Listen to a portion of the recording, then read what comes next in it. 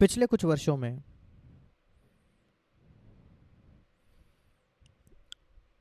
आपने मुझे कहते हुए सुना है, यीशु ने जो शब्द अपने आप के बारे में इस्तेमाल किया, मनुष्य का पुत्र, मनुष्य का पुत्र, मनुष्य का पुत्र। आपने मुझे कहते हुए सुना है कैसे उससे मैं सचमुच जकड़ गया हूँ। और जैसे मैंने प्रभु को खोजा इसके विषय में, जो समझ प्रभु ने मुझे दी उस शब्द के अर्थ के बारे में, वो ये था, यीशु ने कहा, मैं एक साधारण मनुष्य हूँ, एक साधारण मनुष्य का पुत्र। और अगर आप सचमुच उसके विषय में सोचो तो, कि सर्वशक्तिमान परमेश्वर वो इस पृथ्वी पर चला और उसने अपने आप को एक साधारण मनुष्य कहा। और मैंने अब मसीह जगत में आसपास देखा सारे महान प्रचारकों को, और मैं साधारण मनुष्य नहीं पा सका, वे सब बड़े मनुष्य थे। पर उससे मेरा हृदय जकड़ गया।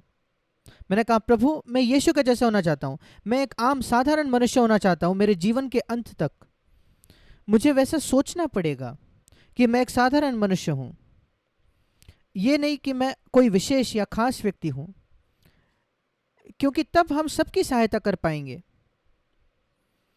ज़्यादातर लोग इस संसार में वे वरदान पाए हुए नहीं होते, वे बहुत जाने माने नहीं होते, वे बहुत अच्छे से प्रचार नहीं कर पाते। कई लोग, ज़्यादातर लोग इस संसार में वे साधारण लोग हैं। और अगर आप उनकी सहायता करना चाहते हो, फिर आपकी भी ये इच्छा होनी चाहिए कि आप साधारण मनुष्य बनो, फिर आप सबकी सहायता कर सकते हो।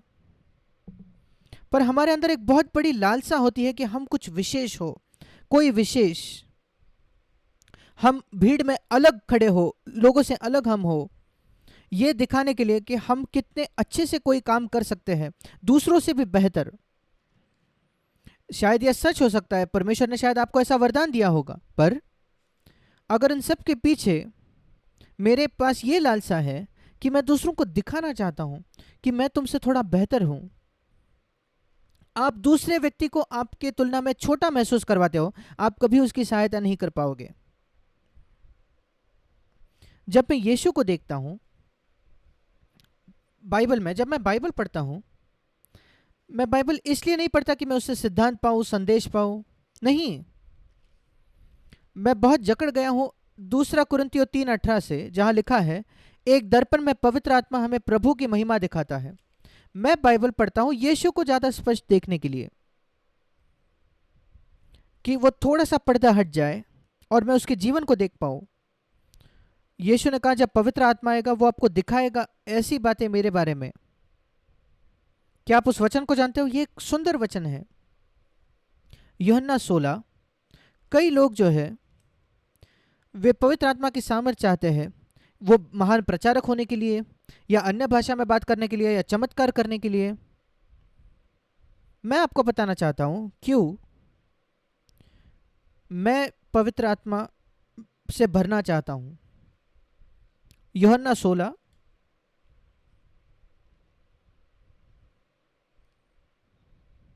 अब वो पवित्र आत्मा के विषय में कह रहा है, पवित्र आत्मा मुझे महिमा लाएगा क्योंकि वो मेरी बातें लेकर तुम्हें दिखाएगा, तुम्हें प्रकट करेगा। ये गुप्त बातों के विषय में है, जो बिल्कुल साफ है, वो उन विषयों में नहीं। आपको पवित्र आत्मा की जरूरत नहीं ये बताने के लिए कि यीशु मसीह ने मरे हुओं को उठाया, वो तो बाइबल में लिखा है। आपको तो विश्वासी होने के लिए भी जरूरत नहीं ये समझने के लिए। आपको विश्वासी होने के लिए जरूरत नहीं ये जानने के लिए कि वो यीशु पानी पर चला। इसमें कोई प्रकटीकरण नहीं है। प्रकटीकरण का अर्थ है कि एक कोई रहस्य है जो पवित्र आत्मा आपसे कहता है। जब वो आएगा, वो मेरी बातें लेगा जो लोग नहीं देख पाते, और वो तुम्हें उस पर तुम्हें प्रकट करेगा, तुम्हें खुलासा करेगा। किसी के कान में कुछ कहने जैसा है ये। इस वजह से नहीं कि कोई विशेष है, परमेश्वर के पास कोई विशेष पसंदीदार लोग नहीं है, सब उसके पसंदीदार है, उसके पास कोई पक्षपात नहीं है। पर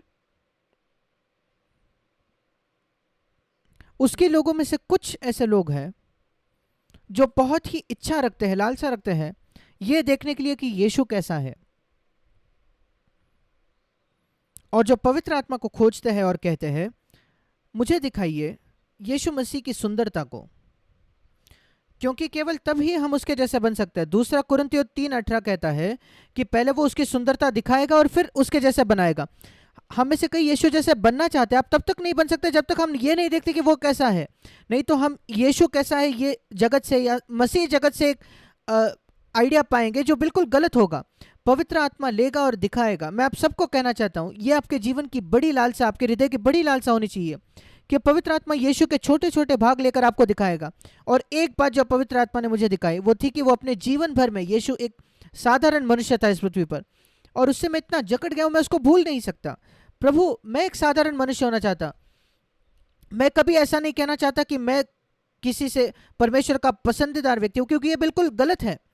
मेरा कोई विश्वास नहीं है कि परमेश्वर के पास कोई पसंदीदार लोग हैं। मैं एक पिता हूं। मैं ईमानदारी से परमेश्वर के सामने खड़ा होकर कह सकता हूं कि मेरे 4 बेटों से कोई भी मेरा पसंदीदार बेटा नहीं है। वे सब के सब मेरे पसंदीदार है, बिल्कुल समान। और यीशु ने कहा सबसे अच्छा पृथ्वी का पिता परमेश्वर की तुलना में दुष्ट है। फिर पिता परमेश्वर का कैसा कोई पसंदीदार हो सकता है? अगर आप परमेश्वर के संतान हो, आपको लगता है मैं परमेश्वर से ज्यादा पसंदीदार हूं आपसे ज्यादा, या आपको ऐसा घमंड भरा है कि आप परमेश्वर के पसंदीदार व्यक्ति हो दूसरों की तुलना में? यह बिल्कुल गलत और बेकार है। इसने मेरी बहुत सहायता की है यह जानने में कि परमेश्वर के कोई पसंदीदार लोग नहीं है, और जो उसने यीशु के लिए किया वो आपके लिए करेगा। मुझे याद है जब मैं उस सत्य को समझ गया 38 वर्षों पहले लगभग, तब मैंने उस गीत को लिखा। वो मेरे हृदय को ये सत्य जकड़ चुका था कि जो उसने यीशु के लिए किया प्रभु आपके लिए भी करेगा। और उसने मुझे चुनौती दी, प्रभु क्या यह सचमुच सच है, वाकई में सच है? और प्रभु कहता है हाँ, अगर आप वही शर्त पूरी करो तो जो यीशु ने पूरी की थी। और यीशु ने एक ही शर्त पूरी की थी मूलभूत तौर पर, उसने हमेशा अपने आप को नम्र किया, बस उतना ही। 25 बातें नहीं जो यीशु ने की, एक ही बात, उसने हमेशा अपने आप को नम्र किया। और इसलिए उसने कभी अपनी इच्छा नहीं की, हमेशा उसने अपने आप को नम्र करके कहा पिता आप जो चाहते हो वही मैं करूंगा। वो उसके जीवन का रहस्य था। और उसके निजी क्षणों में जब वो अपने विषय में सोचता था, वो सोचता था कि वो एक साधारण व्यक्ति है। उसने लोगों से ऐसे ही संबंध रखे एक साधारण व्यक्ति होकर,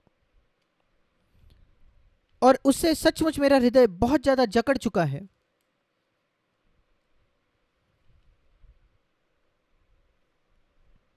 इफिसियों की पत्री उसके पहले अध्याय में उसके 4 वचन में ये एक दूसरा सत्य है जिसने मेरी बहुत सहायता की है। उसने मुझे, यद्यपि मैं एक साधारण मनुष्य हूं इस पृथ्वी पर, मैं परमेश्वर के मन में था इस संसार की सृष्टि से भी पहले। ये एक अद्भुत सत्य है। इफिसियों 1 और उसका 4 वचन,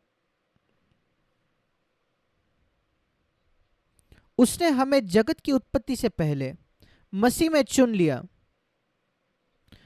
जगत की उत्पत्ति जो थी वो उत्पत्ति उसके पहले अध्याय के पहले वचन में पाई जाती है।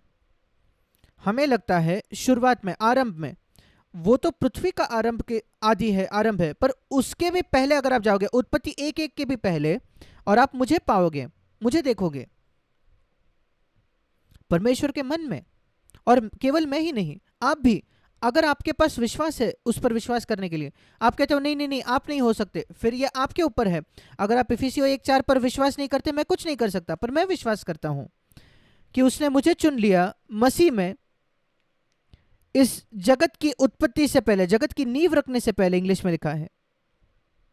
और इसलिए मैं एक साधारण व्यक्ति परमेश्वर की नजर में नहीं हूं। इन लाखों करोड़ों लोगों में से जो इस संसार में है, उसने मुझे मसीह में चुन लिया संसार की, जगत की उत्पत्ति से पहले। और अगर आपने अपने जीवन को प्रभु यीशु मसीह के प्रभुता को समर्पित किया है तो उसने आपको भी चुना है। वो आपको बहुत ज्यादा मूल्य का एक भावना देगा प्रभु के सामने।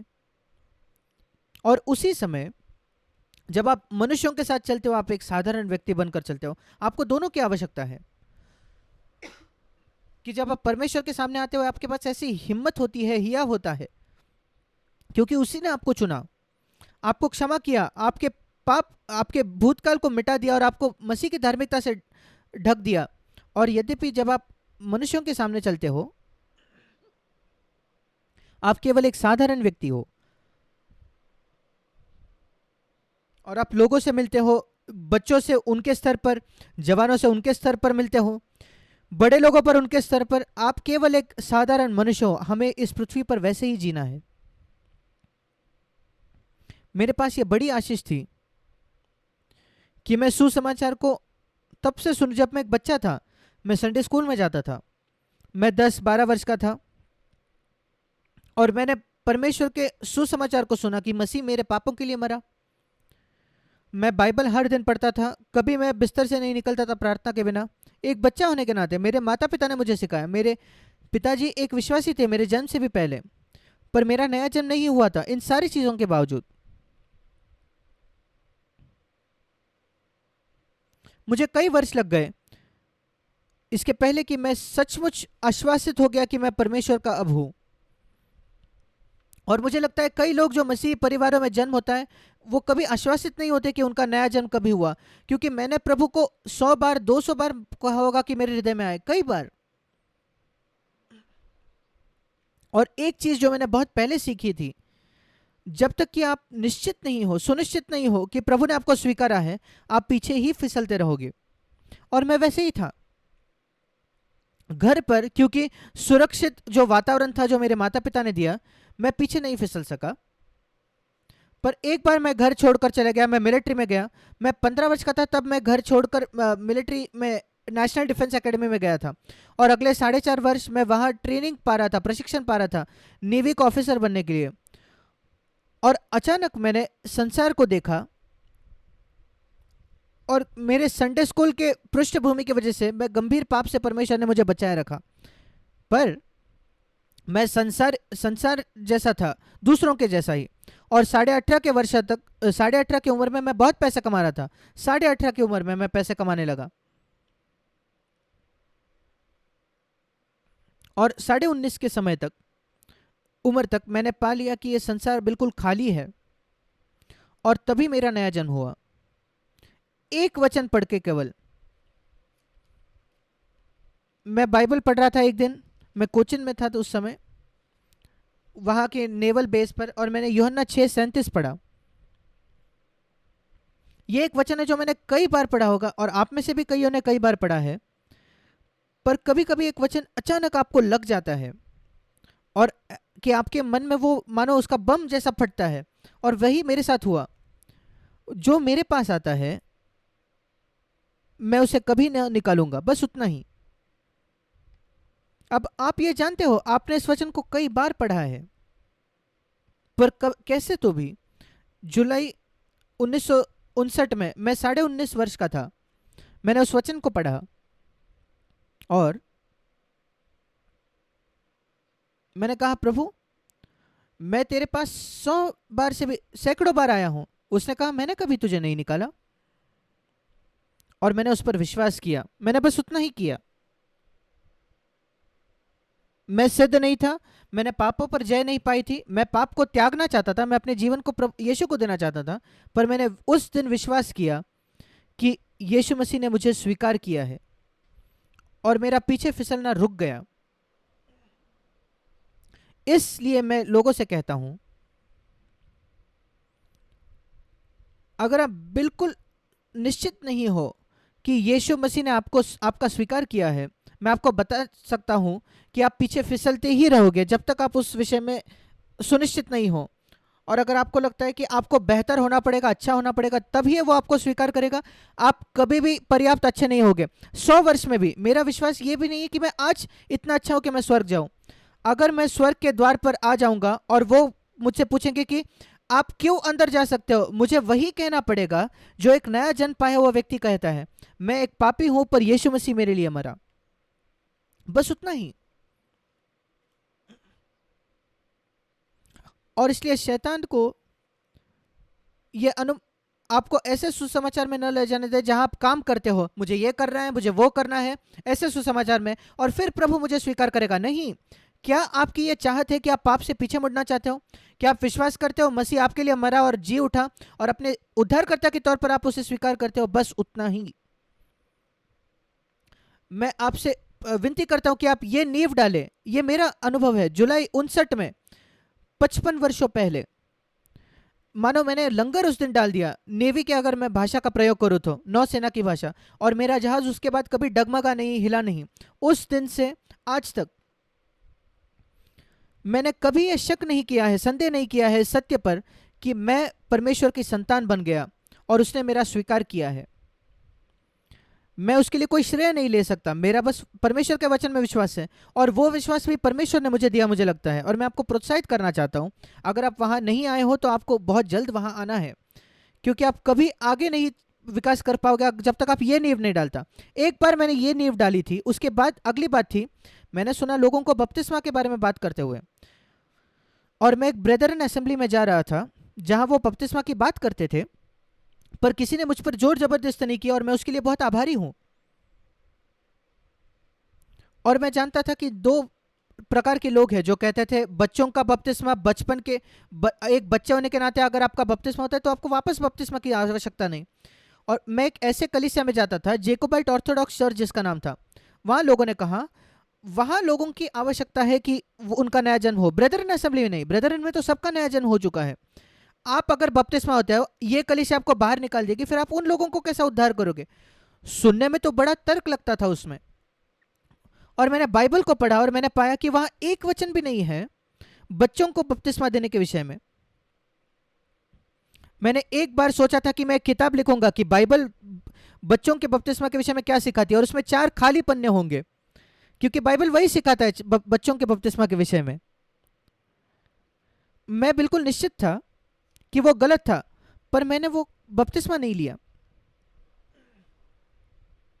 और 1.5 वर्ष के लिए जब कभी मैं घुटने टेकता था प्रार्थना करने के लिए, मैंने सुना प्रभु को मुझसे कहते हुए, जब मैं ये कहता हूं मेरे हृदय में मैंने ये सुना कि तुम मुझे नहीं सुन रहे, मैं तुम्हें क्यों सुनूं, तुम्हारी क्यों सुनूं। ये दूसरी बात है जो मैंने सीखी। पहले तो है उद्धार का आश्वासन, दूसरी बात जो आपको सीखना है उसके बाद वो ये है, अगर परमेश्वर आपसे कुछ करने के लिए कहता है, एक छोटी बात भी, बपतिस्मा जैसे, बपतिस्मा केवल पानी में जाकर बाहर निकलना है, और आप अगर उसे नहीं करते तो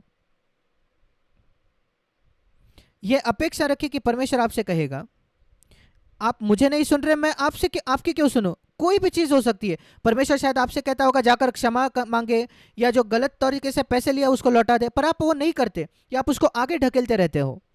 भूल जाइए कि परमेश्वर आपकी प्रार्थनाओं को मांगे, उत्तर दे। भूल जाइए उसको। आखिरकार मैं इतना थक गया उससे, मैंने कहा कोई कलीसिया मुझे बाहर फेंके, मुझे कोई फर्क नहीं पड़ता, मैं बपतिस्मा लेना चाहता हूं। और 21 की उम्र में मैंने बपतिस्मा लिया।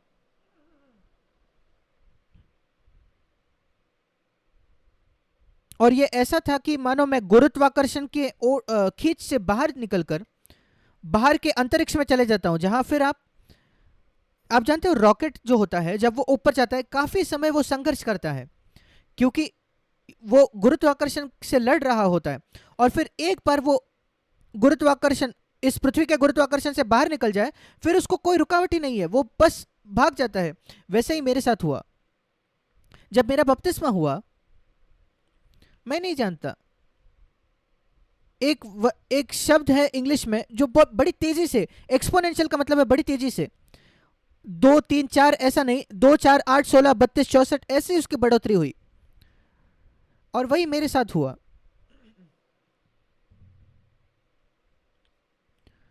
और मैंने एक चीज जानी, यद्यपि बपतिस्मा इतनी साधारण बात है, पानी में जाना बाहर आना, मेरे घटना में तो भी कम से कम बहुत बड़ा कदम था मेरे जीवन का, एक आम बात नहीं थी वो। इस वजह से मैं कभी लोगों पर जबरदस्ती नहीं करता कि वो बपतिस्मा ले। आपको बपतिस्मा तभी लेना है जब आप निश्चित हो, क्योंकि मैं नहीं चाहता कि बिना अर्थ का कोई वो परंपरा हो जो आप करते हो। मैं जानता हूं कि उसका मेरे जीवन में क्या अर्थ था। वो विवाह के जैसे था। आप ऐसे ही विवाह नहीं कर बैठते, आइए हम 2 दिन आए, नहीं नहीं, विवाह में क्या होता है, कुछ भी नहीं, पर वो बहुत अर्थपूर्ण बात है। एक बार मैंने वो कदम लिया, परमेश्वर मुझे अगला कदम दिखाने लगा। मेरे जीवन का अगला कदम यह था, जहां तक मैं जानता था, मैं पाप को छोड़ना चाहता था, मैं मूवीज देखना बंद करना चाहता था।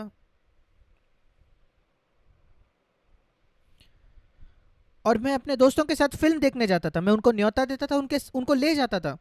और एक दिन मेरे दो नौसेना के ऑफिसर जो थे, मेरे सहकर्मी, हमारे पास नेवल बेस के अंदर ही सिनेमा का थिएटर था, हमारे नेवल के लोगों के लिए, नौसेना के लोगों के लिए।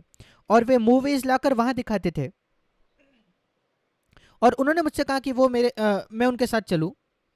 और मैं डर गया था ये कहने के लिए कि मैं अब सिनेमा घर नहीं जाता, मैं सिनेमा नहीं देखता था, क्योंकि वो कहते थे कि मैं मूर्ख हो गया हूं। और मैं उनके साथ तो गया, वो सिनेमा घर के पास मैं चल के जा रहा था।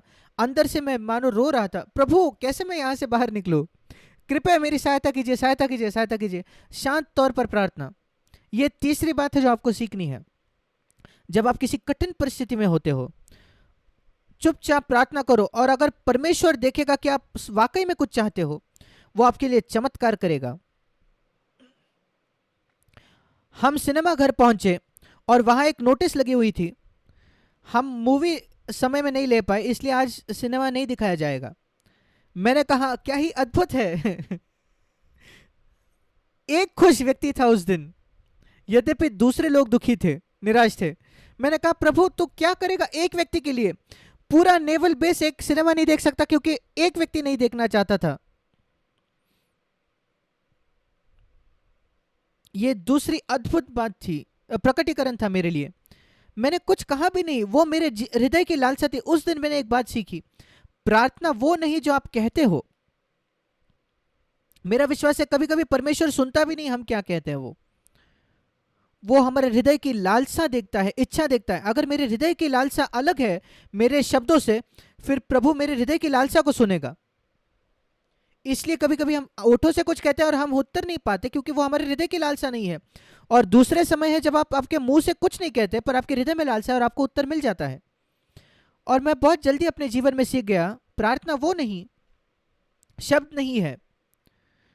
ये नहीं कि हम कई घंटों तक घुटनों पर टेके, और कई लोग कहते हैं मैं कभी यह प्रचार नहीं करता, आप जानते हो, पर आपके हृदय की लालसा किसी बात के लिए, और आपको लगेगा उससे प्रभु को महिमा मिलेगी आपके जीवन में।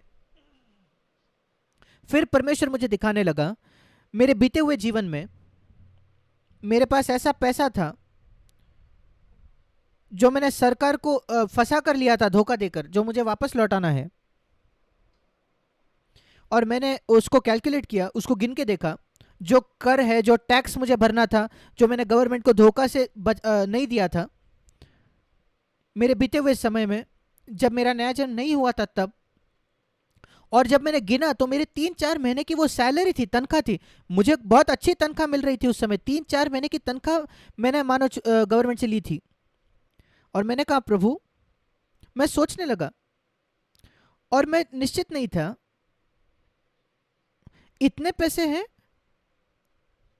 या इतने पैसे हैं, मैं निश्चित नहीं था इतने हैं या उतने पैसे हैं।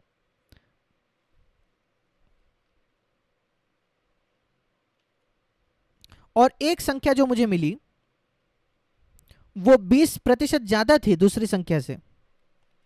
और क्या आप जानते हो, जब आप संदेह में, आप हमेशा कम पैसे देना चाहते हो। और फिर मैंने पुराने नियम से एक वचन को पढ़ा जो कहता है, जब आप वापस लौटाते हो जो आपने गलत तौर पर लिया है, तो उसमें 20% जोड़ कर दो। मैंने कहा अद्भुत है, परमेश्वर बहुत सीधे तौर पर बात करता है। मैंने वो 20% जोड़ कर दे दिए, और उसको समय लगा।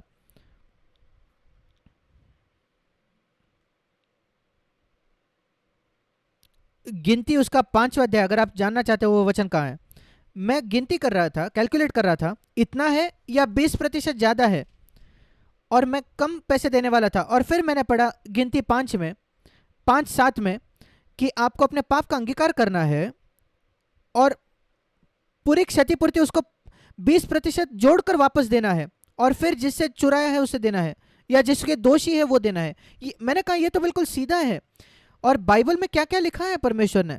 और मैंने सोचा जब परमेश्वर ने मूसा के द्वारा लिखा, वो 3,500 वर्ष आगे देखकर देख रहा था कि एक लड़का है जिसकी ये जरूरत होगी है वचन की, 1961 में किसी को जरूरत पड़ेगी, और मैं उसके लिए भी ये लिख रहा हूं। ये अद्भुत है परमेश्वर कैसे मेरे विषय में सोचता है जब वो बाइबल लिखता है। 3,000 वर्ष मेरे जीवन के पहले। मैं नहीं जानता आप विश्वास करते हो या नहीं, मैं विश्वास करता हूं इब्रानियों में 10 के में लिखा है, पवित्र शास्त्र में मेरे विषय में लिखा है। किसके विषय में? मेरे विषय में। इब्रानियों 10 5 से 8 पढ़े, पवित्र शास्त्र में मेरे विषय में लिखा हुआ है। यह अद्भुत है बाइबल को ऐसे पढ़ना कि बाइबल सैकड़ों वर्ष पहले आपके विषय में सोचकर लिखी। आप कहते हो क्या मैं इतना महत्वपूर्ण हूं? हाँ, क्योंकि जगत की उत्पत्ति से पहले उसने आपको चुन लिया। दो समस्या है जो मैं मसीहों में पाता हूं। कुछ मसीह ये नहीं जानते कि वो परमेश्वर के लिए कितने महत्वपूर्ण है, और फिर ऐसे कुछ मसीह जो ये नहीं जानते कि वो दूसरों के सामने साधारण लोग हैं। यही समस्या है कई मसीहों से। आपको दोनों सत्य की आवश्यकता है आपके मनों में। मैं परमेश्वर के सामने एक बहुत महत्वपूर्ण व्यक्ति हूं, पर मनुष्यों के सामने मैं एक साधारण व्यक्ति हूं, साधारण भाई हूं। और मैंने 3-4 महीने की तनख्वाह उसको जोड़कर बचाकर फिर मैं टैक्स की ऑफिस में गया बॉम्बे में, जहां मुझे वो लौटाना था। और मैंने किसी खिड़की को ढूंढ रहा था मैं, जहां ईमानदार लोग जाकर वो पैसा लौटा सके जो पैसा उन्होंने लिया, पर ऐसी कोई खिड़की नहीं थी वहां। और मैं वो किसी क्लर्क को नहीं देना चाहता था जो मुझे झूठी रसीद देकर खुद वो पैसा ले ले। और मैं नहीं जानता था कि ये पैसा मैं कैसे लौटाऊं, क्योंकि ऐसी कोई डिपार्टमेंट ही नहीं थी जो लोग गलत सोचते कि वो वापस आकर पैसा लौटे थे जो उन्होंने पहले पैसे लिए हैं। फिर आप जानते हो मैंने क्या किया? मैंने कहा कि ये पैसा सरकार को जाना चाहिए, क्योंकि सरकार से मैंने चुराया। फिर मैं रेलवे स्टेशन गया और मैंने सबसे दूर दूर की जो ट्रेन की टिकट थी वो खरीदी। दूर दूर की ट्रेन, कई टिकट उतने पैसे की मैंने खरीदी और मैंने उसको फाड़ दिया। मैंने कहा अब ये पैसा सरकार को मिल गया। और अलग अलग तरीके हैं कैसे हम ये पैसा वापस लौटा सकते हैं। और शुरुआत से ही एक चीज जो मेरे जीवन में बिल्कुल सच थी वो ये थी, मैंने अपना जीवन यीशु को इस वजह से नहीं दिया कुछ पाने के लिए बदले में। कई लोग यही करते हैं, वे परमेश्वर के साथ व्यवसाय बिजनेस करते हैं। मैं आपको यो दूंगा, आप मुझे वो दो। क्या आप जानते हो सबसे खुशहाल विवाह और नया जन्म होना ये यीशु मसीह से साथ शादी करने जैसा है। सबसे खुशहाल शादी तब होती है कि आप उसको इसलिए नहीं चाहते कि आपको उससे कुछ मिले, उससे या उस व्यक्ति से या स्त्री से। एक पुरुष साधारण तौर पर इसलिए शादी करता है क्योंकि वो सेक्स चाहता है, और एक स्त्री इसलिए शादी करना चाहती है क्योंकि वो पैसा चाहती है, सुरक्षा चाहती है। अगर आप एक स्त्री से विवाह करते हो केवल सेक्स के लिए, मैं आपको बताना चाहता हूं आपका खुशहाल विवाह नहीं होगा। और अगर आप पुरुष से विवाह करना चाहते हो उसके पैसे के लिए, उसके ओहदे के लिए, आपकी खुशहाल विवाह नहीं होगा। मैं अभी आपको बता देता हूं। अगर आप मसीह से विवाह करते हो क्योंकि आप उससे कुछ पाते हो, फिर आपका भी वैसा ही विवाह होगा। कल्पना करके देखिए, कोई इस आधार पर विवाह करता है, उसके जीवन भर वे खुश नहीं होंगे, क्योंकि उन्हें शुरुआत ही गलत की। इस वजह से नहीं उन्होंने शुरुआत की कि वो एक दूसरे से वे प्रेम करते हैं, क्योंकि वे कुछ चाहते थे दूसरे से। हाँ, वो एक अमीर पुरुष है, मैं जीवन का आनंद उठा सकूंगी अगर मैं उससे शादी करता हूं। अरे वो कितनी सुंदर लड़की है, हर सुबह जब मैं उठूंगा मैं उठकर इस सुंदर चेहरे को देख पाऊंगा। मैं आपको बताना चाहता हूं आपका खुशहाल विवाह नहीं होगा, और इसलिए मैंने अपना जीवन को नहीं दिया। कई लोग अपना जीवन यीशु को देते क्योंकि यीशु मुझे चंगा कर सकता है, वो मुझे पैसा देगा, यीशु मुझे स्वर्ग ले जाएगा। सुनने में तो बड़ा आत्मिक लगता है, ये आत्मिक नहीं है। यीशु मुझे कुछ देगा। मैं बहुत खुश हूं, आभारी हूं कि मैंने अपना जीवन मसीह को इस आधार पर नहीं दिया। मैं यीशु से प्रेम में पड़ा। ये सबसे अच्छे तरीके से मैं समझा सकता हूं। जब मैं अपने पत्नी से विवाह किया, मैं उससे प्रेम में पड़ा। मैंने उससे इसलिए नहीं विवाह किया कि वो डॉक्टर थी, उसने 1 रुपया नहीं कमाया डॉक्टर के तौर पर मेरे लिए। मैं उसमें बिल्कुल दिलचस्प नहीं था, किसी भी और बात में मेरी दिलचस्पी नहीं थी, इसलिए मुझे कोई फर्क नहीं पड़ा।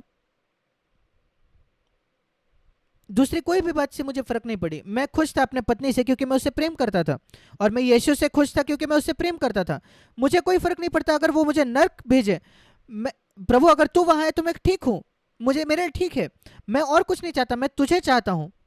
ये बहुत महत्वपूर्ण है। मैं दूसरी बात कहता हूं, मसीह के साथ आपके रिश्ते में इसको एक विवाह के जैसे सोचे कि आप कुछ पाने के लिए विवाह कर रहे हो, अपने अंदर की कोई लालसा पूरी करने के लिए। आपका एक अच्छा खुश विवाह नहीं होगा। विवाह ये आपका दूसरे स्तर पर होगा, क्योंकि आप हमेशा कुछ ना कुछ मांगे रखोगे। मैं ये चाहता हूं, जो मैं अपेक्षा करता हूं तुमसे। अगर आप मुझे नहीं करते, या कुछ लोग इसलिए विवाह करते हैं, वो एक खाना बनाने बावर्ची चाहते हैं, धोबी चाहते हैं, और आप हमेशा निराश होंगे। एक खुशहाल विवाह का रहस्य है कि आप कोई मांगे नहीं रखते, कोई अपेक्षाएं नहीं रखते। वही बात मसीह के साथ भी है। मैंने कहा, प्रभु तूने मुझसे इतना प्रेम किया कि तू इस पृथ्वी पर आया और अपना जीवन मेरे लिए दिया ताकि मैं नर्क से बच जाऊं। मैं तुझे उसके बदले में प्रेम करना चाहता हूं, बस उतना ही। क्योंकि तूने पूरी तरीके से मेरे लिए अपने आप को दे दिया, मैं अपने आप को पूरी तरीके से तेरे लिए दे देता हूं। स्वर्ग और ये सारी बातें मेरे विचार में है भी नहीं। मैं केवल प्रतिक्रिया प्रेम में देना चाहता हूं। तूने अपने आप को मुझे दिया, मैं अपने आप को तुझे देना चाहता हूं। उसी आधार पर मैंने शुरुआत की, उसी आधार पर आज भी मैं जारी रहता हूं। मैं आपको ईमानदारी से कहता हूं, मैं आपको ईमानदारी से कहता हूं, मैं स्वर्ग के बारे में नहीं सोच रहा। मैं यीशु के विषय में सोचता हूं। मैं कभी नहीं सोचता कि मैं स्वर्ग जा रहा हूं, मैं सोचता हूं कि मैं यीशु के साथ रहने जा रहा हूं, बस उतना ही। और मुझे कोई फर्क नहीं पड़ता वो कहाँ है। मैं सोने के मार्ग और वो सारे द्वार और जो राजमहल मिलेंगे, मुकुट, उसमें मेरी कोई दिलचस्पी नहीं है। परमेश्वर के सामने मैं कह सकता हूँ ये, पर यीशु में मेरी दिलचस्पी है। वो जहाँ है मैं वहाँ होना चाहता हूँ।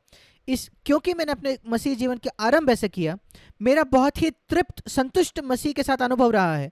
क्योंकि अब 55 वर्ष हो गए विश्वासी होकर, और मैं अभी भी मेरे दूल्हे में बिल्कुल दूल्हे में मेरा ध्यान है। मैं उससे बहुत तीव्र प्रेम करता हूँ।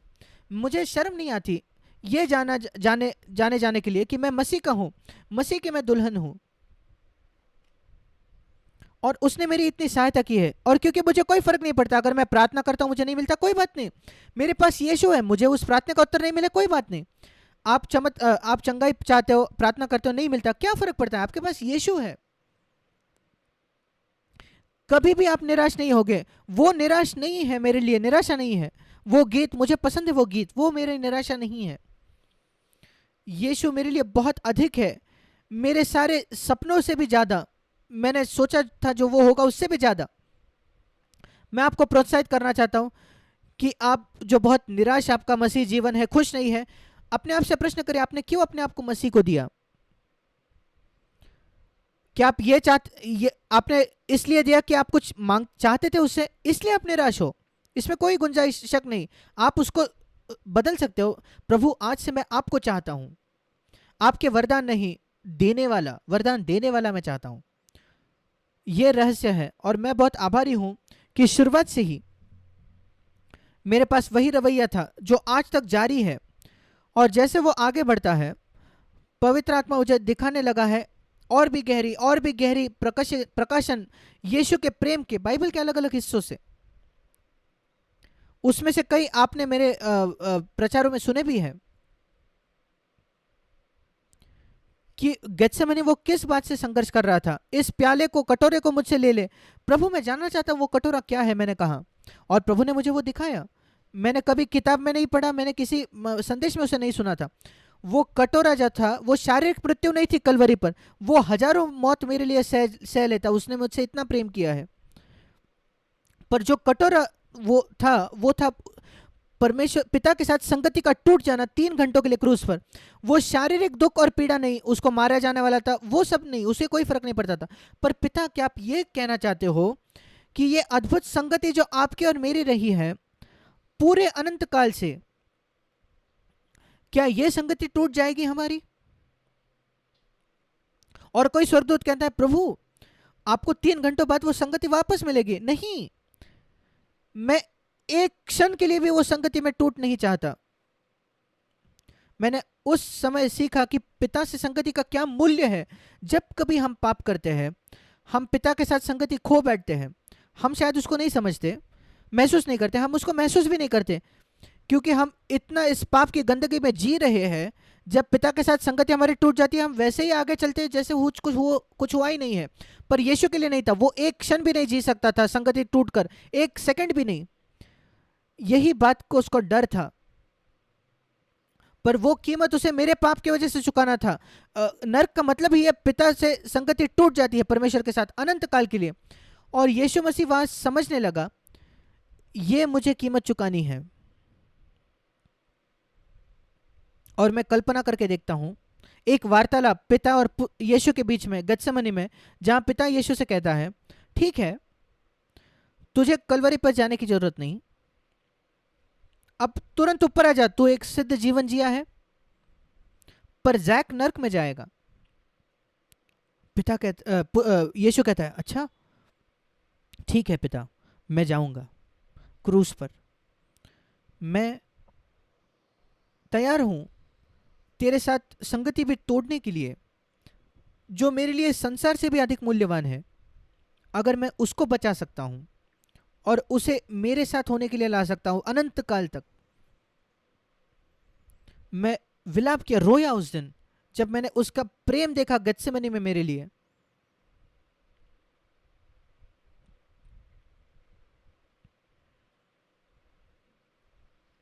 और जो उसने क्रूस पर सामना किया 3 घंटों के लिए, अनंत काल की वो नर्क था जो मुझे अनंत काल में मुझे अनुभव करना था, वो 3 वर्ष में मानो डाल दिया गया था, क्योंकि यीशु मसीह खुद अनंत व्यक्ति था, असीमित व्यक्ति था। और मैंने यीशु का मेरे लिए प्रेम देखा और उससे मेरा उसके लिए प्रेम गहरा हो गया। हम उससे प्रेम करते क्योंकि पहले उसने मुझसे प्रेम किया। मैं उससे कुछ नहीं चाहता हूं। सोच कर देखिए, अगर एक व्यक्ति आपको $10 करोड़ दे दे, $1 करोड़, क्या आप जाकर उससे कुछ मांगोगे भी? दूसरा कुछ? आपको शर्म आएगी जाकर उसको $1 भी मांगने के लिए। उसने आपको $10 करोड़ दे दिए हैं। जब मैं सोचता हूं कि यीशु ने क्रूस पर मेरे लिए क्या सहा, मैं कहता हूं प्रभु, मैं तुझे और कुछ नहीं मांगना चाहता। मैं निराश नहीं होता अगर मैं और कुछ नहीं पाता। मैं कुछ मांगता हूं, कोई चमत्कार, कोई बीमारी से, दर्द से, और मुझे नहीं मिलता, कोई बात नहीं, मैं कहता हूं ठीक है, मैं नहीं चाहता ये। मेरे पास 10 करोड़ है, मेरे पास कलवरी है, उसने सब कुछ मेरे लिए दे दिया और मैं और कुछ भी नहीं चाहता। धीरे धीरे करके जब आपके पास ये प्रेम का संबंध है यीशु के साथ, पवित्र आत्मा कुछ बातें लेकर आपको प्रकट करता है आप पर, और मेरा विश्वास है और भी है जो परमेश्वर मुझे प्रकट करेगा आने वाले दिनों में। मैंने सब कुछ नहीं देखा है अब तक, पर मैंने देखा है परमेश्वर प्रेम है, और परमेश्वर का प्रेम है जो हमारे हृदयों को पिघल देगा। जब एक दिन हम उसको आमने सामने देखेंगे, हम इतना लज्जा महसूस करेंगे, इतनी शर्म महसूस करेंगे कि हमने कितना कम उससे प्रेम किया, कितना थोड़ा हमने प्रतिक्रिया दी उसके प्रेम के प्रति। हम सचमुच शर्म की महसूस करेंगे, जो बस गिन चुन के इस पृथ्वी पर मुझे प्रभु को कितना देना है, क्या मुझे ये करना है, क्या मुझे वो करना है। मुझे शर्म आती, मैं कहता हूं प्रभु मैं कभी गिनना नहीं चाहता, जो कुछ मेरा है आपका है पूरी तरीके से। हम गिन नहीं सकते। सोच कर देखिए, पति पत्नी एक दूसरे के लिए सोच रहे हैं, मैं कितना करूं अब मेरे पति के लिए, क्या मैं इतना करूं या इतना करूं, मेरे पत्नी के लिए मैं ये करूं या नहीं। सोच कर देखिए, आपके पति या पत्नी के लिए आप कुछ तोहफा खरीदने जाते हो और सबसे सस्ती बात आप देखते हो, क्या मैं अपने पत्नी पत्नी को दूं। ये किस प्रकार का विवाह है आपका। पर हम परमेश्वर को ऐसा देते हैं, सबसे सस्ती बात क्या है जो मैं परमेश्वर को दे सकता हूँ, यहाँ कुछ। और मैं कहता हूँ हाँ मैंने कुछ तो दे दिया उसको। आप उससे प्रेम नहीं करते, बिल्कुल भी नहीं। मैंने कहा प्रभु मैं कभी ऐसा नहीं होने वाला, प्रभु के अनुग्रह से जो कुछ मेरा है आप ले सकते हो। मेरी बड़ी महत्वाकांक्षा थी जब मैं नौसेना में जुड़ गया था। मेरे पिता ने मुझे कहा, जब मैं नौसेना में जुड़ना जा रहा था मिलिट्री एकेडमी में, मेरे पिता ने कहा मैं चाहता हूँ नौसेना के एडमिरल के तौर पर तुम रिटायर हो जाओगे। और मैंने बहुत मेहनत की, मैं मेरे क्लास में पहला आया और मसीह मेरे जीवन में आया, और तुरंत, उसको समय नहीं लगा, तुरंत मेरे जीवन की दिशा बदल गई। और मैं जान गया कि अगर मैं पूरी तरीके से मसीह होने वाला हूं, फिर मुझे अपने इस पृथ्वी की महत्वाकांक्षाओं को छोड़ना पड़ेगा। अब मुझे एक चुनाव करना पड़ेगा, मेरी पृथ्वी की महत्वाकांक्षा है या मैं मसीह के लिए जीऊं। क्योंकि मसीह के लिए जीने में मुझे कोई समझौता नहीं कर सकता। नेवी में कुछ बातें मैं नहीं कर सकता था, मेरे वरिष्ठ अधिकारियों के सामने मुझे खड़े होकर कहना पड़ता था कि मैं ये नहीं कर सकता, मुझे माफ कर दे क्योंकि एक मसीह हूं। और साल के आखिरी में वो मुझे अच्छी रिपोर्ट नहीं देते थे, जो गुप्त रिपोर्ट होती थी कुछ नकारात्मक डालते थे। तो ठीक है, आपको प्रमोशन नहीं मिलेगा, ठीक है। मैंने कहा मैं प्रमोशन के लिए जी ही नहीं रहा, एक समय में जी रहा था, पर अब मैं प्रमोशन के लिए नहीं जीता, अब केवल मसीह का गवाह होने के लिए मैं जीता हूं। और परमेश्वर ने मुझे बहुत ज़्यादा हियाव दिया। बढ़ते क्रम पे मेरे स्कूटर पे मेरे वचन लिखे हुए थे। मेरे बाकी सहकर्मियों, ऑफिसर के लिए मैं मार्गों पर सड़क पर खड़ा होकर प्रचार करता। लोग सोचते थे कि मैं मूर्ख हूँ, पागल हूँ, मुझे कोई फर्क नहीं पड़ता था। मैं यीशु से इतना प्रेम करता था और कोई फर्क मुझे नहीं पड़ता था कि लोग मेरी हंसी मजाक उड़ाए, क्योंकि मैं मसीह हूँ। ये शुरुआती वर्ष थे और मैंने कहा प्रभु अगर तू मुझे बुलाएगा कि मैं अपनी नौकरी छोड़ूंगा, मैं छोड़ दूंगा, पर तब तक मैं नहीं जाऊंगा कि मैं अपनी नौकरी छोड़ूं जब तक तू नहीं बुलाता। मैं नहीं सोचता कि यह सच है किसी भी व्यक्ति के लिए कि वो मसीह सेवकाई में जाए तब तक जब तक परमेश्वर हमें ना बुलाए। हम परमेश्वर के लिए कोई फेवर नहीं कर रहे जब हम पूर्णकालीन सेवा में जाते हैं। कुछ लोगों को लगता है कि हम परमेश्वर पर कृपा दृष्टि कर रहे हैं अगर हम नौकरी छोड़ते हैं और प्रभु को हमारे प्रति आभारी होना है। बिल्कुल भी नहीं, ये बकवास है। आप सेना में भर्ती नहीं हो सकते अगर सेना वाले आपको नहीं बुलाते। आप कहीं भी नहीं जा सकते, आप एक कॉलेज में नहीं जा सकते जब तक कॉलेज आपको एडमिशन ना दे। और अगर आप आर्मी में जाते हो, आप ये नहीं कह सकते मुझे यहाँ रखो वहाँ नहीं। आपको कोई चुनाव नहीं है, वो तय करते हैं सब कुछ आपके बारे में। और इसलिए परमेश्वर कहता है कि मैं आपको शिक्षक होना चाहता हूं, मैं नहीं चाहता कि आप मिशनरी बने, फिर आपको शिक्षक होना पड़ेगा। आप नहीं कह सकते नहीं नहीं मुझे मिशनरी बनना है। नहीं, मैं जाना उस समय, मैं बहुत ही आभारी हूं कि मैंने तय किया मैं नेवी तब तक नहीं छोड़ूंगा जब तक परमेश्वर मुझे नहीं बुलाएगा। और परमेश्वर ने मुझे परखा कई परिस्थितियों में जब मैं नौसेना में था, यह देखने के लिए मैं उसके लिए खड़ा होता हूं या नहीं।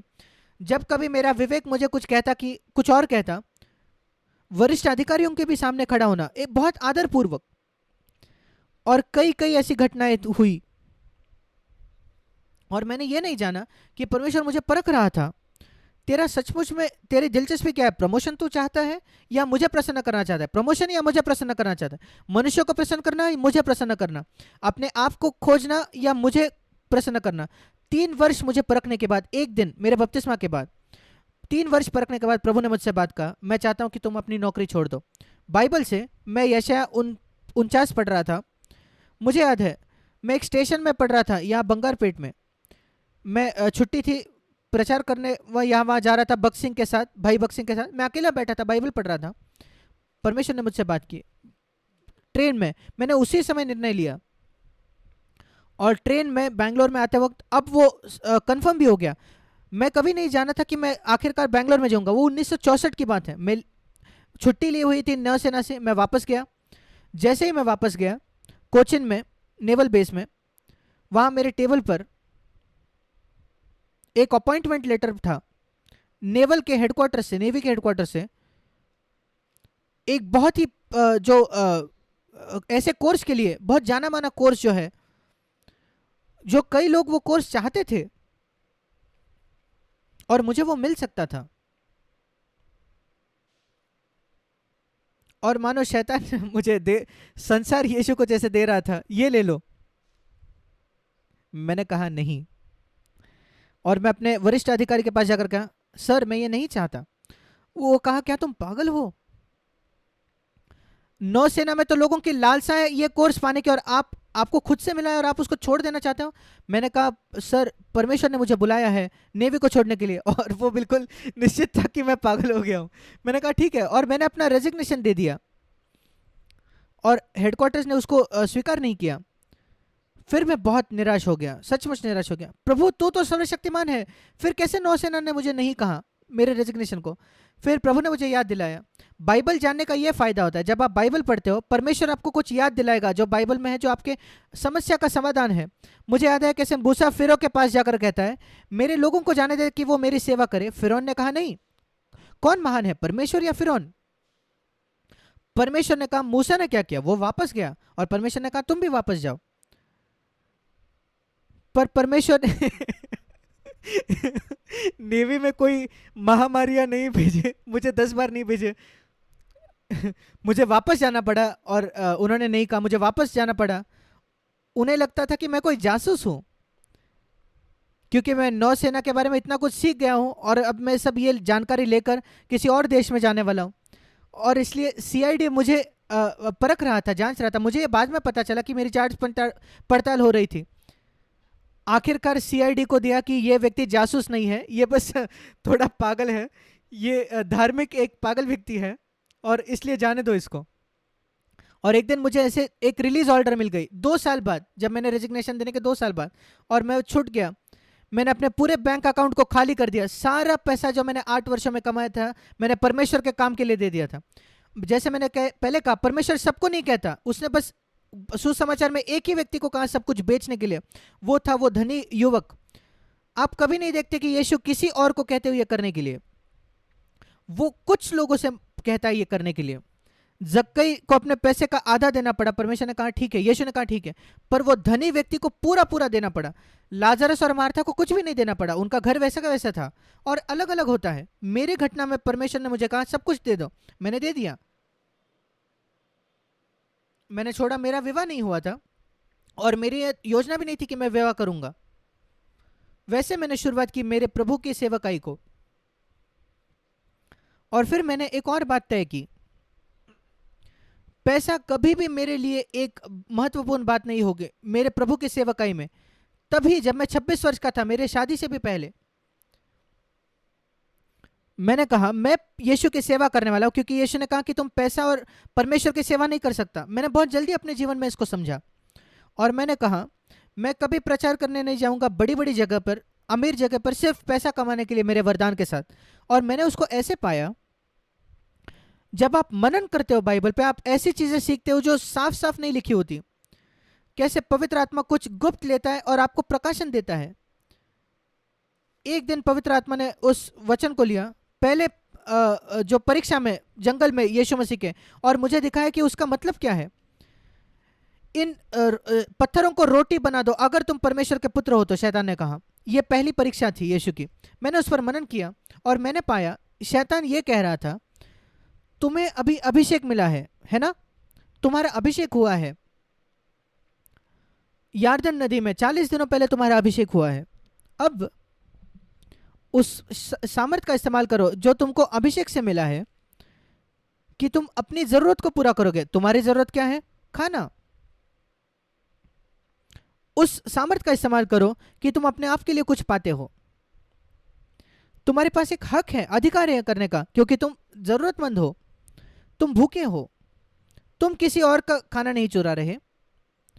अपनी ही जरूरत पूरे करने के लिए उस परमेश्वर के दिए हुए सामर्थ का इस्तेमाल करो कि उस पत्थरों को रोटियां बनाओ। और यीशु ने कहा नहीं, जब तक मैं पिता से, परमेश्वर से एक वाणी नहीं सुनता।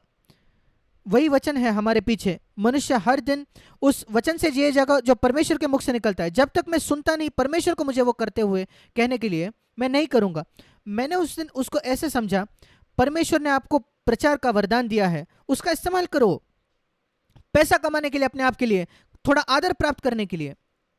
और प्रभु ने मुझे कहा अगर तुम ये करोगे तुम गिर जाओगे उस परीक्षा में जहां यीशु मसीह ने जय पाया। मैं उस परीक्षा से कुछ सीखा कि मैं ये मुझे नहीं करना है कि जो सामर्थ पवित्र आत्मा के द्वारा परमेश्वर मुझे देता है, अपने आप के लिए प्राप्त करने के लिए मुझे नहीं इस्तेमाल करना है। कभी भी नहीं, कभी नहीं, कभी नहीं। मैंने कहा प्रभु मैं कभी भी मेरे प्रचार का वरदान का इस्तेमाल नहीं करूंगा आदर प्राप्त करने के लिए या अपने आप के लिए कुछ प्राप्त करने के लिए। मैंने कहा प्रभु सारे जो महान प्रचारक हैं, उनके बड़े बड़े कन्वेंशन होते हैं बड़े बड़े शहरों में, बड़े अमेरिकन जो प्रचारक आते हैं, बड़े जाने माने प्रचारक आते हैं भारत में, उनके कॉन्फ्रेंस बड़े बड़े शहरों में होते हैं, मुझे गांव में भेजिए। मैंने कहा कई सालों पहले 1966 में ये कहा, और प्रभु ने मुझे मेरे बात मानी। और मेरे ज़्यादातर सेवकाई जो है इन 50 वर्षों में, वो गरीब गांव में रही है, विद्यार्थियों में, गरीब लोगों में रही है, जो मुझे कुछ पैसे दे भी तोहफे दे भी नहीं सकते थे। और मुझे इतना कम मिलता था कि मैं अपने घर का किराया भी नहीं दे सकता था शादी के बाद। और मुझे हमारे घर के मेरे पापा के घर में रहना पड़ा कई सालों तक, क्योंकि हम इतने गरीब थे। पर वो हमारे लिए बहुत अच्छा था, क्योंकि परमेश्वर हमारे प्रशिक्षण दे रहा था, वहां भी वो हमें परख रहा था। परमेश्वर का परीक्षा कभी नहीं रुकती। मेरी 9 साल में परीक्षा हुई, अब परमेश्वर मुझे परीक्षा ले रहा था, क्या मैं अपने वरदान का इस्तेमाल करता हूं। मेरे पास एक वरदान था, मैं 5000 लोगों के सामने प्रचार करता था 23 की उम्र में। वो मैं नहीं हूं। 2 साल बाद मेरे बपतिस्मा का मैं 5000 लोगों के सामने प्रचार कर रहा था कॉन्फ्रेंसेस में। भक्त सिंह ने खुद मुझे कहा कि उनके कॉन्फ्रेंस में मैं बात करूं। मैं पहला व्यक्ति था जिसको भक्त सिंह ने कहा उन सभाओं को लेने के लिए। और शैतान ने कहा तुम इसका इस्तेमाल कर सकते हो, तुम पैसा कमा सकते हो। मैंने कहा नहीं, मैं नहीं करूंगा। मैं छोटे कलीसियाओं में जाऊंगा, मैं छोटे गटों में जाऊंगा, वहीं जाऊंगा जहां प्रभु मुझे चलाता है। और वो मुझे परख रहा था, हमारे विवाह के बाद परमेश्वर मुझे परख रहा था, क्या तुम पैसा उधार लोगे। और अब खरीदो बाद में पैसा दो, ऐसा करोगे क्या? मैंने कहा कभी नहीं प्रभु, मैं एक भी चीज नहीं खरीदूंगा जो मैं नहीं ले सकता। मेरे पास सौभाग्यपूर्ण ऐसी पत्नी थी जो मेरे से राजी थी, और हमने कभी कर्जेदार नहीं बने। 75 वर्षों में मैं कभी किसी का कर्जदार 1 रुपए का भी नहीं रहा हूं।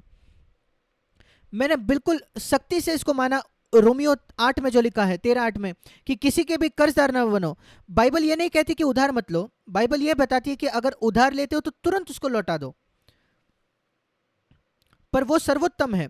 हाँ, ऐसे इमरजेंसी आपातकालीन समय हो सकता है कि आपको उधार लेना पड़े, उसमें कुछ गलत नहीं, पर उसे वापस लौटा दो। पर मैंने तय किया कि मैं उससे भी आगे जाऊंगा, मैं उधार बिल्कुल भी नहीं लूंगा। मेरे पास नहीं है तो जो है उसी में चलाओ। ये छोटी छोटी बातें हैं जो परमेश्वर ने मुझे परखी।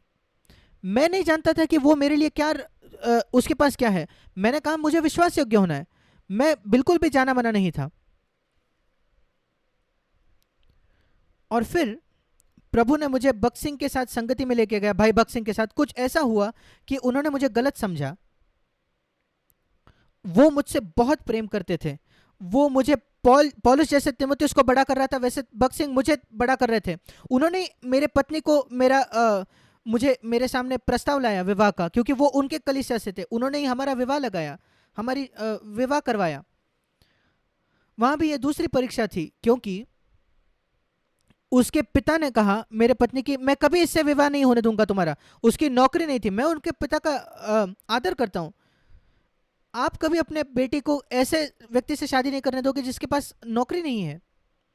मैंने उसको कहा कोई बात नहीं, आइए हम आपके पिता की आदर करें, वो एक विश्वासी है, परमेश्वर से बात करेगा। और परमेश्वर ने बात की, 3 महीनों में उन्होंने उनका मन बदल दिया और हमारे विवाह हो गया।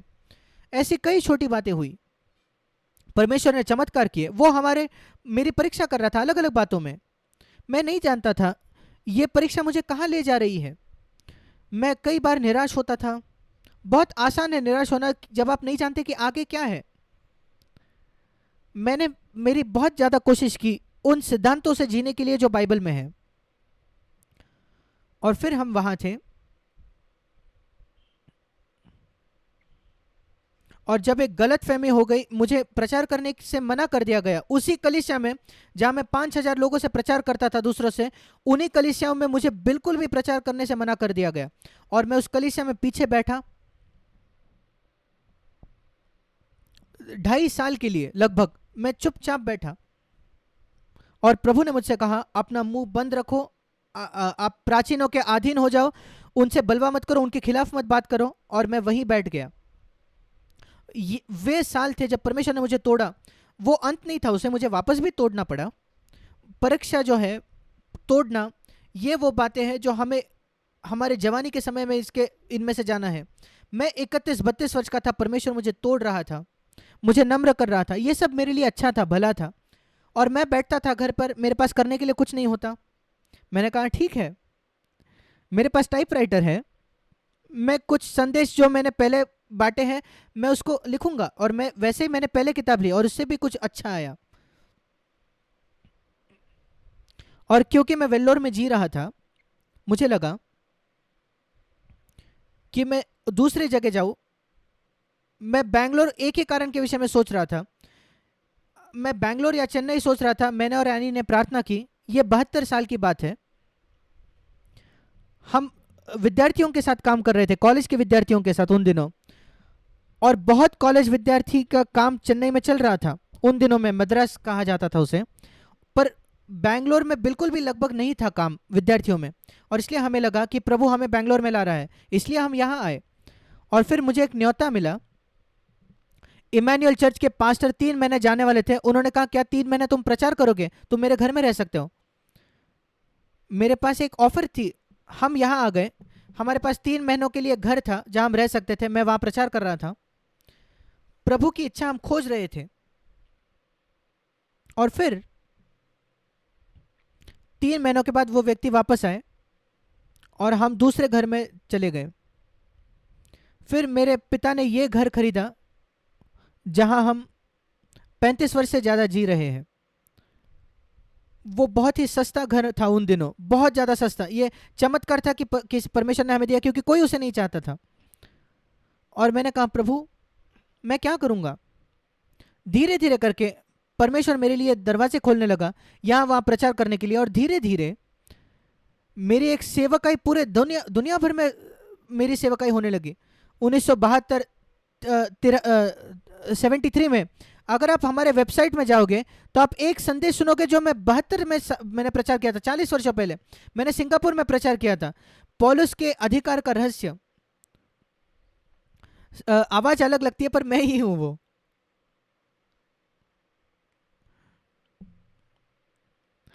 और मैंने 6 किताबें लिख दी थी तब तक, और हफ्ते का रेडियो प्रोग्राम था जो पूरे एशिया में जा रहा था, वो भी हमारे सीएफसी वेबसाइट पे है, वर्स बाय वर्स, नए नए नियम में। मैं अपने आप था, परमेश्वर मुझे एक सेवकाई दे रहा था यहाँ अलग अलग क्षेत्रों में, और मुझे न्योता मिल रहा था यहाँ जाने के लिए, वहां जाने के लिए, इंडिया में अलग अलग देशों में। और मैं न जानते हुए घमंड आ गया। घमंड ऐसी छिपी हुई बात है, मैं नहीं जानता था, मुझे लगा मैं बहुत नम्र हूं, मैं घमंडी बन रहा था। जब आप घमंडी होते हो उसका एक सबूत यह होता है, मैं उन दिनों नहीं जानता था, एक सबूत यह है कि आप पाप पर जय नहीं पाते, आप अपने गुस्से पर काबू नहीं कर सकते, आप अपने विचारों पर काबू नहीं कर सकते।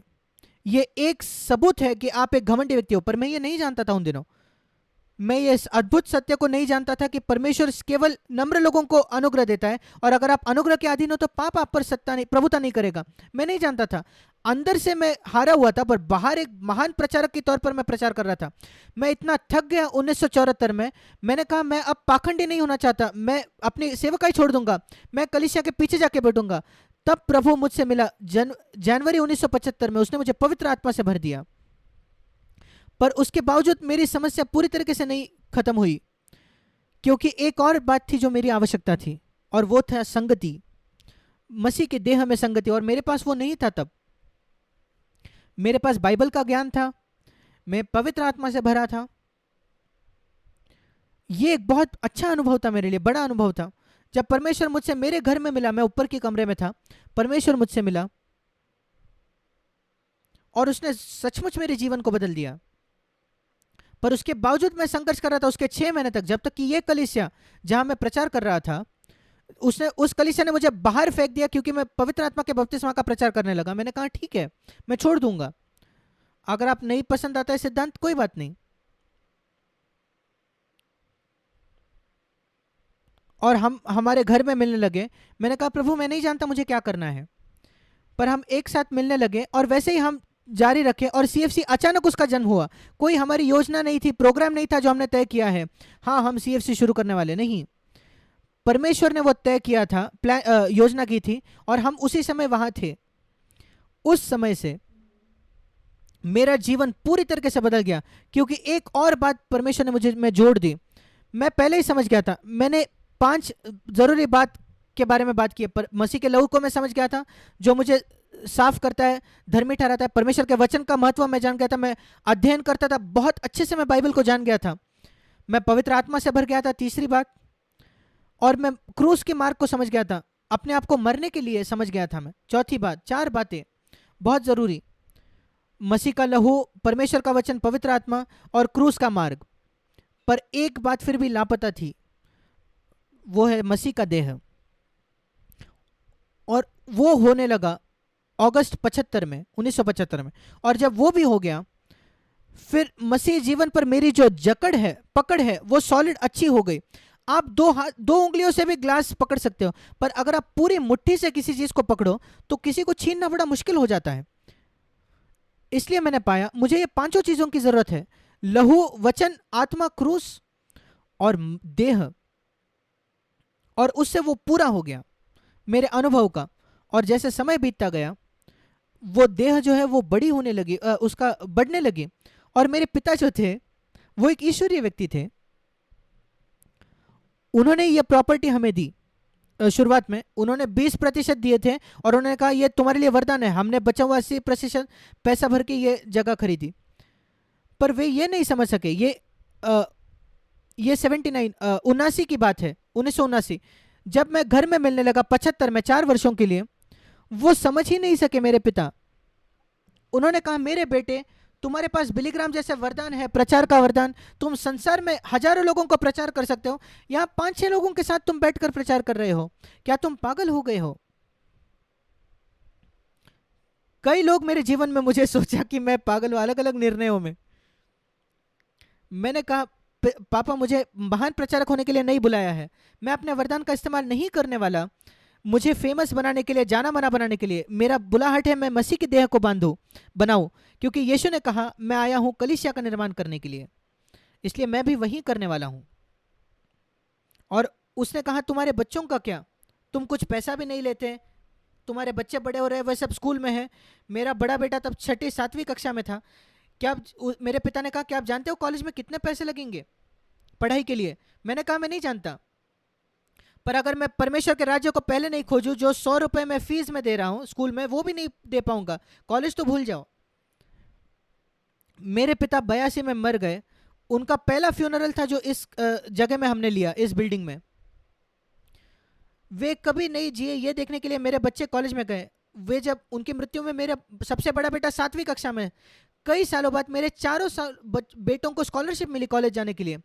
और अगर पिता स्वर्ग से देख पाए तो वे नीचे देखकर कहेंगे कि बेटा तो सही था, मैं गलत था। इसलिए डरे ना अगर दूसरे और आपके रिश्तेदार नहीं समझ सकते कि आप किस मार्ग से जाते हो। अगर आप देखते हो पिता परमेश्वर क्या चाहता है आप करना चाहते हो और उसी मार्ग में जाओगे, आखिरकार आप पाओगे कि परमेश्वर ये सिद्ध करेगा, साबित करेगा कि आपने सही मार्ग को चुना है। और मैं सचमुच एक अच्छा पिता होना चाहता था मेरे बच्चों के लिए, उनको सब कुछ देने के द्वारा नहीं जो उनको पृथ्वी की आवश्यकता है, पर सचमुच खोजना कि आत्मिक मूल्य उनके अंदर में डालूं, उनका मित्र मैं बनूं। मैं चाहता था कि वे बड़े होकर मेरे मसीह में भाई बन जाए, उनके साथ हंसी मजाक करके उनके साथ हंसूं। इसलिए जब संजय ने पिछले बर्थडे सेलिब्रेशन में मुझसे पूछा पापा क्या मैं आपके बारे में एक नाटक कर सकता हूँ, मुझे आपकी लुंगी और बेल्ट दे दो और आपका चश्मा दे दो और आपके बाइबल दे दो। मैं नहीं जानता था क्या करने वाला है वो। मैं कहता हूँ कोई बात नहीं, मुझे कोई फर्क नहीं पड़ता अगर मेरे बच्चे मेरे साथ जोक करे, हंसी मजाक करे। ये जो भारतीय आदत है, पिता पुत्र का रिश्ता बड़ा कठोर होता है, पिता हमेशा बहुत ही कठिन होता है, उसके बच्चों के साथ हंसी मजाक नहीं करता और बच्चे हंसी मजाक नहीं करते उसके साथ। मैं कहता हूँ मेरा भी ये विश्वास नहीं है, हमारे बच्चे हमारे साथ हंसी मजाक करने चाहिए और हमें ये जो कठोरता है ये तोड़नी है। सीएफसी कलीसियाओं में भी ये है। मैंने कहा संजय तुम जाकर मेरा नाटक कर सकते हो, और मैं खुश हूं कि उसने ये किया। उससे एक उद्देश्य हुआ कुछ लोगों के लिए तो भी। और मुझे लगा अगर मैं अपने जीवन में मेरे घर में असफल होता हूं, फिर मैं सेवकाई नहीं कर सकता। अगर मैं 4 पुत्रों को बड़ा नहीं कर सकता प्रभु को चलाने के लिए, कहा मैं 100 लोगों को प्रचार करूं। मैंने कहा प्रभु कृपया मेरी सहायता करें। मैं सचमुच डरा हुआ था। मैं ये नहीं कह रहा कभी कभी हमारे बच्चे ऊपर नीचे जाते, ये नहीं कि हमेशा वो नीचे जाते ही हम छोड़ देंगे, नहीं नहीं नहीं, ये नहीं। पर अगर आप पाते हो कि मूलभूत तौर पर वो पूरी तरीके से भटक गए हैं तो वो बहुत बड़ी ट्रेजेडी होती, दुख की बात होती। पर परमेश्वर ने मुझ पर दया की, मेरे बच्चे भी उनके ऊपर नीचे उतार चढ़ाव में गए। कुछ बच्चे बच जाते पर कई बच्चे उतार चढ़ाव देखते हैं। परमेश्वर ने उनकी सहायता की उससे बाहर निकलने के लिए। मैं एक बात आप सबसे कहना चाहता हूं, आप आपके बच्चों को प्रभु के पीछे नहीं चला सकते, उनको कितना भी प्रचार करो, कितना भी सिखाओ, कितना भी संडे स्कूल, आपको आपके जीवन में उनको ईमानदारी देखनी है कि आप घर पे बिल्कुल वैसे ही जीते हो जैसे आप कलीसिया में विश्वास करते हो और वहां जैसे रहते हो। आपको अपने बच्चों के पीछे नहीं पड़ना, ये करो वो करो ये करो वो करो। उनको प्रोत्साहित करो ईश्वरीय होने के लिए, पर उनसे दोस्ती करो। कई माता पिता अपने बच्चों के साथ दोस्त नहीं है, वे कभी अपने हाथ नहीं डालते उनके कंधों पर। मैं अभी भी अपने बच्चों पर हाथ रखकर प्रार्थना करता हूं, उनके साथ घुटने टेक कर उनके कंधों पर हाथ रख के। कई माता पिता नहीं करते।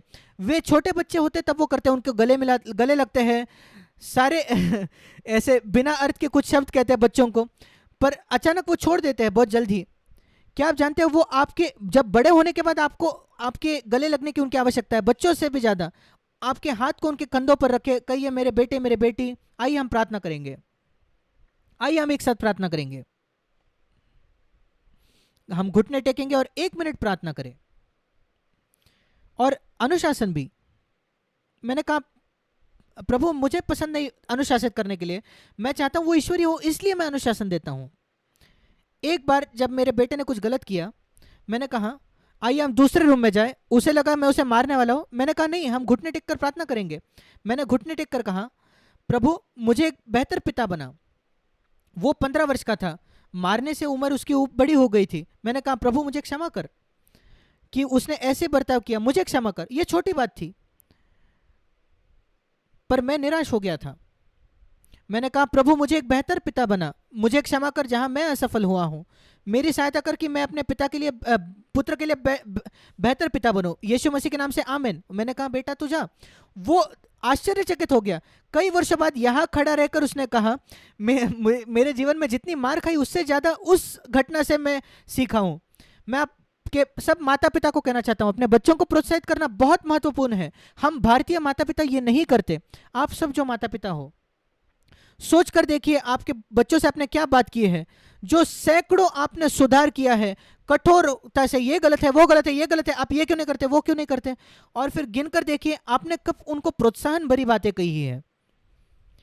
और अगर आपने सैकड़ों उनको आलोचना की है, कम से कम अब से आइए हम उसको संतुलित करें थोड़े प्रोत्साहन के शब्दों के साथ। बहुत जरूरी है, महत्वपूर्ण है। वैसे परमेश्वर ने हमें चलाया और मुझे कहा गया था कि कुछ बातें मैं बांटूं मेरे जीवन के बारे में, और इसलिए मैंने ये बांटी है। मैं यही कह सकता हूं उसके अंत में, परमेश्वर मुझे जो मेरी योग्यता है उससे कई ज़्यादा बेहतर और भला रहा है मेरे लिए, और उसने मुझे वो दिया है। दो अद्भुत वरदान, एक है यीशु और दूसरा है मसीह का देह। हाँ, मेरा परिवार भी, जो मसीह के देह के भी से भी पहले है, पर मसीह का देह भी। मैं बहुत ही आभारी हूं इन वरदानों के लिए, और आपके प्रेम के लिए धन्यवाद। मेरे लिए जो आपका प्रेम है, मैं बहुत उससे नम्र होता हूं। परमेश्वर आपको आशीष दे।